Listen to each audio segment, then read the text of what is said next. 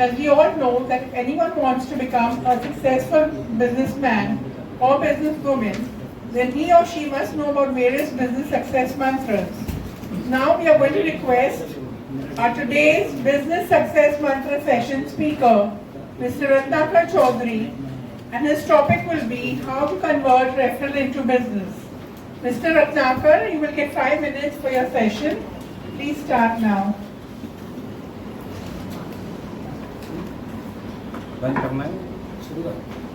So, very good afternoon everyone.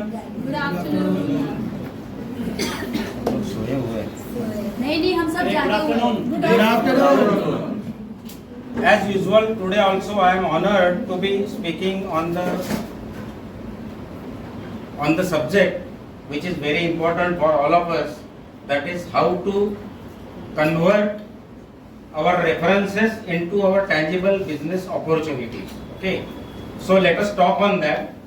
Whenever we get reference from our growth partners, our chapter members, I think that is one of the most important things, because we have got a reference from that particular member. But that is not the end there. It is just a beginning. Because whenever we get the reference and when we go in the market, we already have competitors for us. Okay. The market is so saturated that even if we quote for one thing, one job, then there are more than 100 job givers are already present there. So what is more important? You or we should always study about our competitors. मतलब हम लोगों को हमारे खुद के बारे में जितना पता नहीं है, उससे ज्यादा हमें हमारे कॉम्पिटिटर्स के बारे में पता होना चाहिए।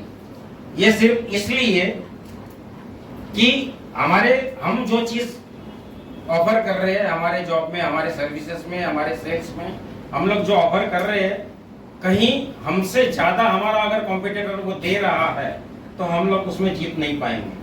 ये एकदम सिंपल एंड सीधी सादी लैंग्वेज में मैं आप लोगों को बताना चाहता हूँ। अभी हम लोग यहाँ पे जमा हुए हैं, तो हम लोग क्या क्या कर रहे हैं। कोई यहाँ पे हंटिंग करने के लिए आया है। हंटिंग करने का मतलब क्या है कि मतलब जो भी ग्राहक मिला उससे धंधा कर लिया और बाहर निकल गया। कोई यहाँ पे फार्मिंग करने के लिए आया, जैसा मणि सर हमेशा फार्मिंग करने के चक्कर में रहते हैं, उनको बिजनेस का कोई जरूरत है ही नहीं। उनको वो चीज पता है कि फार्मिंग करने के बाद में उनको बिजनेस तो अपने आप आने वाला ही है। ओके, ये चीज तो आप लोगों को पता होगी ही होगी। फार्मिंग कर रहे हैं, उसके बाद में हंटिंग में आपको ग्राहक के पास में आपको खुद जाना है, कस्टमर्स के पास में आपको खुद जाना है, आपको अप्रोच करना है। हंटिंग में आपके जो भी रिलेशंस है वो रिलेशंस को आपको पनपना है उस चीज को। आगे वाला आता है फिशिंग। फिशिंग में आपको फिशिंग के भी 2 प्रकार होते हैं। आप एक तालाब के किनारे बैठ के ये फेंको और एक सिंगल मछली आएगी, या फिर नेट डालो, पूरा जाला डालो तो आपको ज्यादा से ज्यादा मछली आ जाएंगी।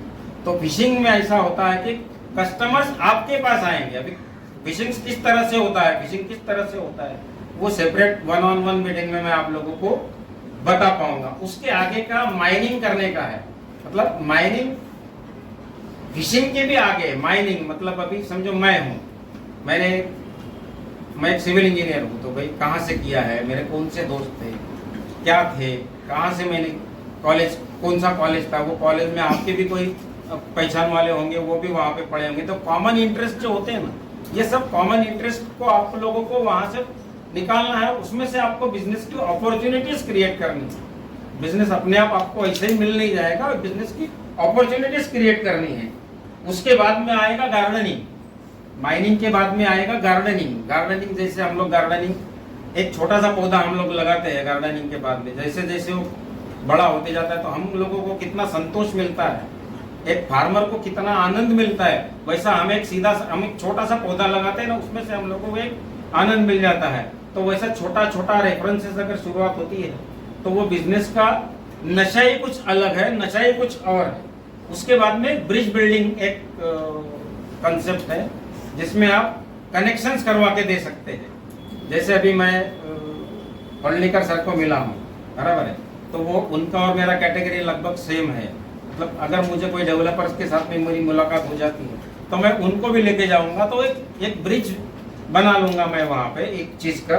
और उसके बाद में आता है स्काउटिंग। मतलब स्काउटिंग में आप लोगों को नया नया चीज को एक्सप्लोर करना है। ये जितने मुझे समझ में आ रहे थे, अभी जस्ट मैंने पेन डाउन किए थे, ये एस्पेक्ट्स है, बिजनेस के तरीके हैं। अभी आप लोगों को खुद को नक्की करना है कि आप इसमें कौन सी कैटेगरी में बैठते हो। हर कैटेगरी अपनी अपनी जगह पे परफेक्ट ही है, क्योंकि हर एक का प्लेट साइज अपने अपने हिसाब से योग्य ही है। हर एक ने अपना अपना नक्की किया होगा ना कि मेरा प्लेट साइज ये है। खत्म हो गया। ये आप आपके लिए ओके, तो वो प्लेट साइज के हिसाब से हम सब लोगों को नक्की करना है। जैसे भी म्यूचुअल फंड्स के बारे में बात करते हैं हम लोग, तो म्यूचुअल फंड में आप सब लोग ऑनलाइन भी ले सकते हैं, लेकिन हमें म्यूचुअल फंड एडवाइजर की जरूरत क्यों पड़ती है?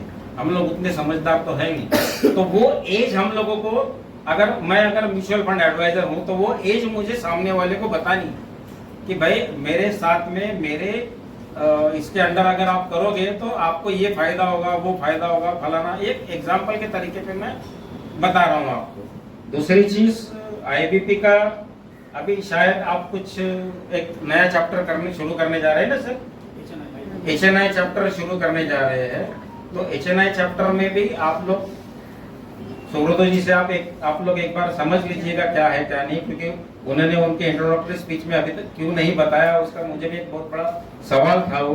क्योंकि immediately I think within a month period we are going to launch this particular chapter, okay, जहाँ पे अपना सब कुछ ये मतलब ये मीटिंग के अलावा वो दूसरी मीटिंग तैयार हो। Okay, that's it from my side. Okay, thank you very much.